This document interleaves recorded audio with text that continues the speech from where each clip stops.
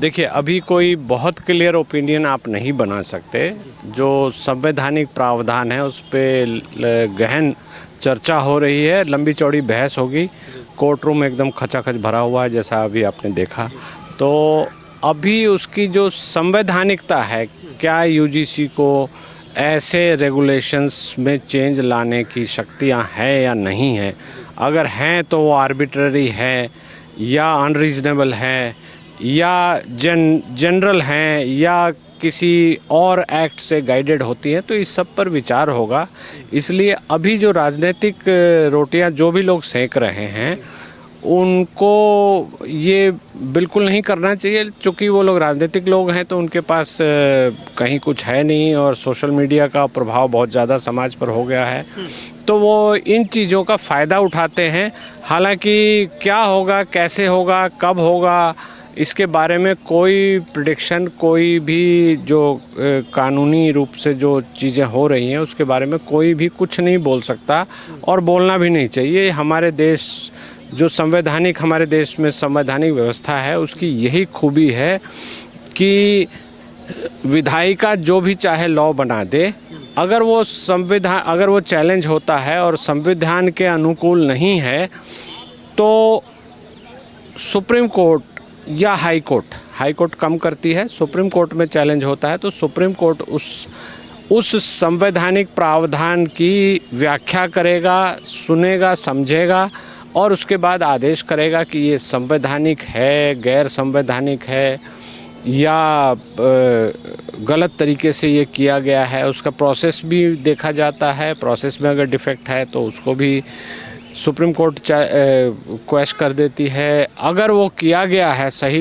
Process से भी किया गया, फिर भी वो अगर किसी संवैधानिक प्रावधान के अनुकूल नहीं है तो उसको भी क्वेश्चन कर दिया जाता है। जैसा कि अभी आपने देखा होगा थोड़े दिन पहले एनजेसी का जो एक जजमेंट इसी सरकार ने बनाया था, नेशनल जुडिशियल अपॉइंटमेंट्स कमीशन की एक लॉ बना था, उस को चैलेंज किया गया और उसको सुप्रीम कोर्ट ने खूब गहनता से सुन समझकर और बहुत लंबे चौड़े जजमेंट लिखाकर और उसको क्वेश्चन किया।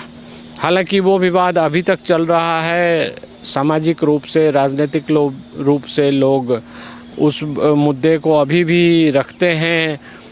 हालांकि ये बात गौर करने की है कि हमारे देश में बहुत पहले से जो संवैधानिक व्यवस्था है उसमें ये प्रावधान है कि सरकार चाहे, जैसे सरकार तो हम विधायिका और कार्यपालिका दो पार्ट में होती है, तो विधायिका का काम है विधेयन करना। तो विधेयन अगर पार्लियामेंट से कुछ कर दिया जाता है और उसको सर्वोच्च न्यायालय या कोई हाई कोर्ट क्वेश्चन कर देता है, उसके बाद भी विधेयन किया जा सकता है, ऐसा कहीं कुछ नहीं है। लेकिन चूँकि एक बार क्वेश्चन हो गया है या उसको असंवैधानिक घोषित कर दिया है तो सरकारें ऐसा करने से बचती हैं, क्योंकि राजनीतिक रूप से उनकी मिट्टी पलीद होती है या उनकी भर्त्सना होती है या उनकी आलोचना होती है या उनका राजनीतिक जो भी हिसाब किताब होता है वो गड़बड़ हो जाता है। तो ये इस तरह की बात है, हमारे संविधान में ये बहुत अच्छे से व्यवस्था की गई है।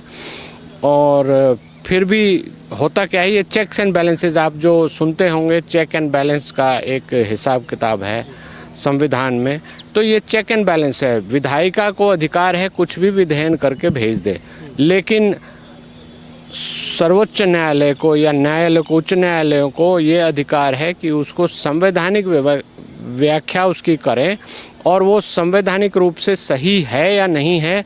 अगर नहीं है तो उसको वो क्वेश्चन कर सकते हैं, अगर है तो उसको अपहेल्ड कर देंगे।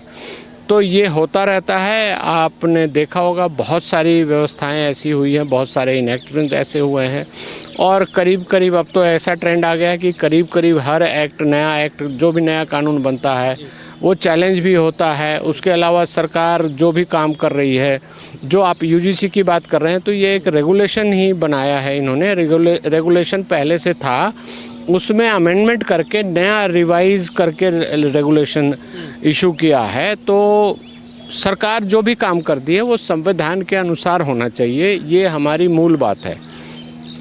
तो इसमें अब चूँकि इसको चैलेंज किया गया है तो ये संवैधानिक व्यवस्था को देखना पड़ेगा और सर्वोच्च न्यायालय उन सारी चीज़ों को देखेगा कि कहीं ये अनरीजनेबल है, कहीं ये आर्टिकल जो 14 है, जो अनुच्छेद 14 है, जो समानता का अधिकार देता है सबको समाज में, तो कहीं वो उसके विरोध में तो नहीं है, कहीं गलत तो नहीं है। तो ये सारी चीज़ें की संवैधानिक व्याख्या होगी और बहुत गहनता से होती है, बहुत लंबी चौड़ी होती है और सारे पक्षों को बहुत डिटेल में सुना जाता है, समझा जाता है। मैं अदालत की बात कर रहा हूँ। आप सोशल मीडिया पे जो भी बहस चल रही है या सोशल मीडिया पे जो भी लोग ज्ञान दे रहे हैं, वो बात तो बिल्कुल अलग है, उसका इससे कहीं कोई लेना देना नहीं है। अब सर लग क्या रहा है, एक पक्ष विरोध कर रहा है, रोडों पे उतर रहा है, कल भी देश में कई जगह विरोध प्रदर्शन देखने को मिला, और एक पक्ष इसके समर्थन में, तो बीच का क्या रास्ता निकलेगा? आज जो सुनवाई चल रही है, आपको क्या लगता है, या डेट आगे दी जाएगी? आप मुझे ऐसा लगता है कि अभी सुनवाई आज कंप्लीट नहीं हो पाएगी और जिस हिसाब से सुनवाई चल रही है, इसमें अभी 1-2 सुनवाई और होगी, तब जाकर इसका फैसला आएगा। और इस बीच में जो भी लोग, एक पक्ष, दूसरा पक्ष, तीसरा पक्ष, आरोप प्रत्यारोप या जो भी राजनीतिक रूप से जो भी क्रियाकलाप कर रहे हैं, वो करते रहें, उससे कोई अदालत के न्यायिक प्रक्रिया पर उस पर कहीं कोई फ़र्क नहीं पड़ता। आपने दिल्ली में जो भी लोग कर रहे हैं उसको भी देखा है, दिल्ली की राजनीतिक व्यवस्था में जो भी चीज़ें हुई हैं उसको भी आपने देखा है, सबने देखा है और सब जानते हैं। तो उस तरह से आप देखेंगे कि ये पूर्ण रूप से संवैधानिक व्यवस्था के अनुसार ये किया गया है या नहीं किया गया है। अब जो इस बीच में आप बता रहे हैं कि राजनीतिक रूप से लोग कह रहे हैं कि हम रोड पर आ जाएंगे, इसके समर्थन में आ जाएंगे, और कुछ लोग कह रहे हैं कि हम इसका विरोध करेंगे या ये गलत है और ये कहीं किसी पर्टिकुलर कास्ट को फंसाने की साजिश है। तो ये सब चीज़ें तो संवैधानिक जो व्याख्या होती है उसमें ये सब कवर्ड होती हैं। तो ये हमारे देश का संवैधानिक व्यवस्था ऐसी है कि लोग बाहर जाकर इन चीज़ों को बाहर जिस तरह से जो चाहे बोल सकता है, उसको अभिव्यक्ति की स्वतंत्रता है, वो जो चाहे बोल सकता है, जनता को समझा सकता है, जिस तरह से भी जो चाहे बोल सकता है।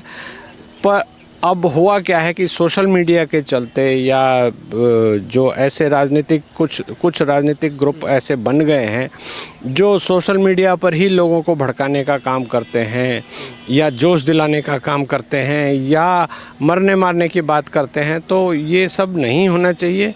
हालांकि ये हो रहा है और ये अब कहीं ना कहीं किसी न किसी रूप में इसको रुकना भी चाहिए।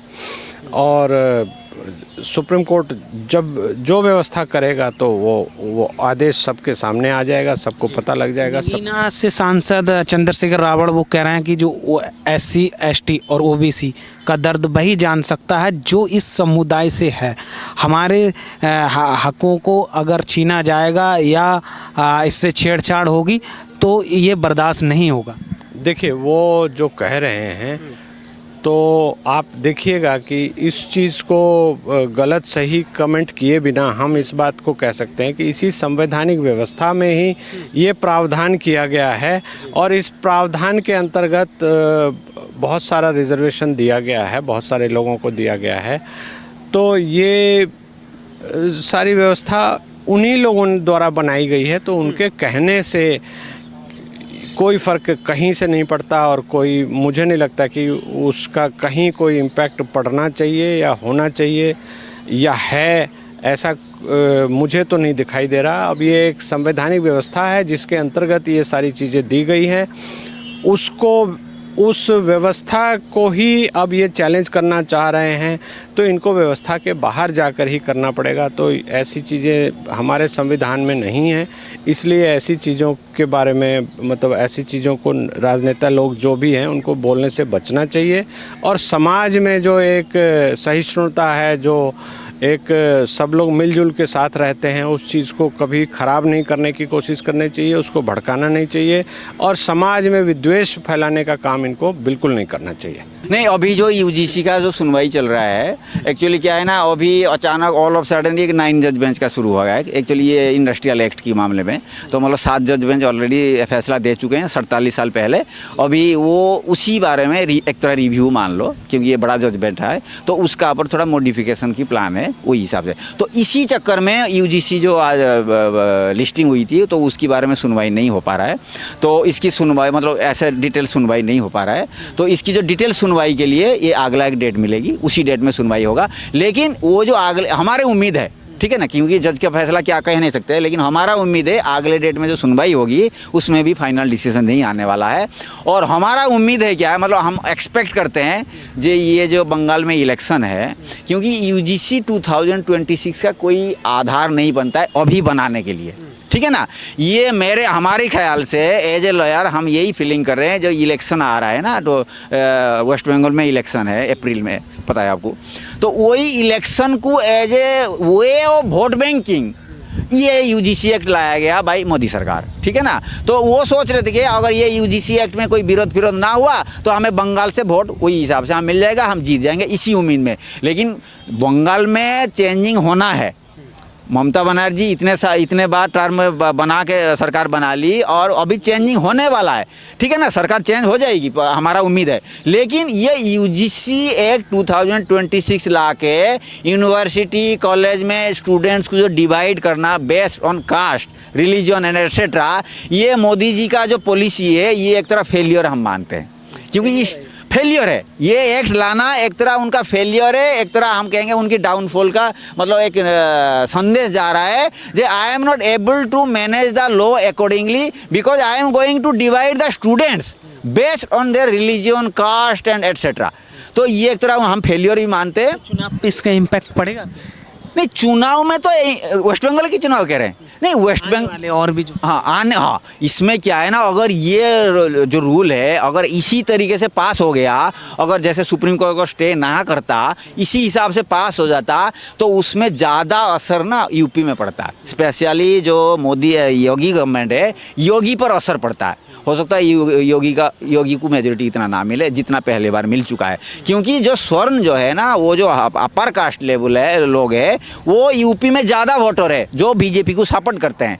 तो ये हमें ये समझ में नहीं आता है, जब योगी को खतरा है उसकी पोस्ट के लिए, मतलब उसकी जो मेजोरिटी के लिए, तो योगी भी बीजेपी और मोदी जी भी बीजेपी है। तो ये Modi ji as a BJP का पीएम होके ऐसे लो लाने का मतलब क्या वो चाहते हैं जो भाई योगी चीफ मिनिस्टर नेक्स्ट टाइम ना बने?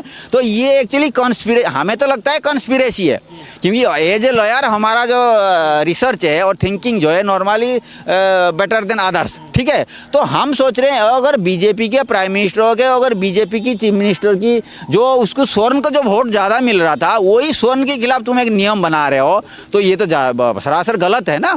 तो ये हमें लग रहा है कुछ ना कुछ कॉन्स्पिरेसी चल रहा है अगेंस्ट। अब क्या लग रहा है, सुनवाई जो हो रही है, अब आगे का क्या लग रहा है, आगे क्या हो सकता है? हमारा पूरी उम्मीद है, हम वही हिसाब से भी अपना मतलब सबमिशन कर रहे हैं जो ऐसा कुछ बनाया जाए जो ये जो करंट जो चल रहा था जो स्टे ऑर्डर से पहले, ये ना रहे, इसकी पर मॉडिफिकेशन हो। हम चाहते हैं क्या, अभी जो कमेटी है जो यूजीसी का 2020 में हिसाब से जो कमेटी बनेगा, उसमें क्या है ना, स्वर्ण समाज की कोई ना रहे, स्वर्ण मतलब जनरल कास्ट में कोई भी मेंबर ना रहे, उसमें प्रोविजन है। और दूसरी प्रोविजन जो गलत प्रोविजन बताता हूँ, जैसे मान लो 10 मेंबर कमेटी बनेगा, 10 मेंबर कमेटी में SC ST की बनेंगे, मुस्लिम की बनेंगे और बाकियों का बनेंगे, लेकिन जनरल कास्ट से कोई नहीं बनेगा। ये एक पहली गलती है।